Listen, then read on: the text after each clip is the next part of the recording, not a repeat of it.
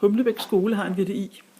Det betyder virtuel desktop infrastruktur. Og derfor kan du få adgang til alle skolens programmer på din egen iPad, PC eller Mac-computer. Samtidig kan du hente, redigere og gemme og aflevere dine dokumenter på skolenetværket. Som lærer kan du også lægge dokumenter ud til dine elever hjemmefra. Nu skal jeg fortælle dig, hvordan du gør. For at logge på skolens VDI, skal du gå på internettet.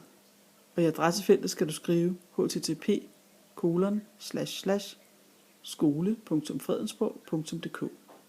Her vil du blive bedt om at downloade et lille program, en Citrix receiver. Du kan vælge, om det skal være til Windows. Her kan du vælge, om det skal være til Mac eller til Windows. Og hvis det skal være til en iPad, så skal du altså gå på App Store og vælge en Citrix receiver inde i App Storen. Her skal du så skrive dit Unilogin. Du skal ikke udfylde der, hvor der står token.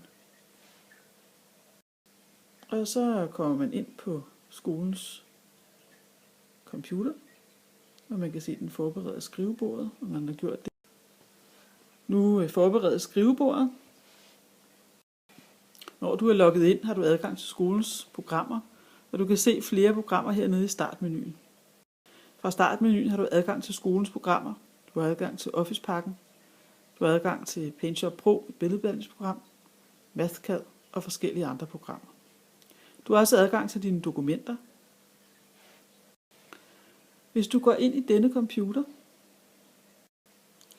har du som lærer adgang til elevernes personlige drev, så du kan lægge dokumenter ud til den enkelte elev, eller til klassedrevet, så du kan lægge ud til alle eleverne i en klasse. Slut.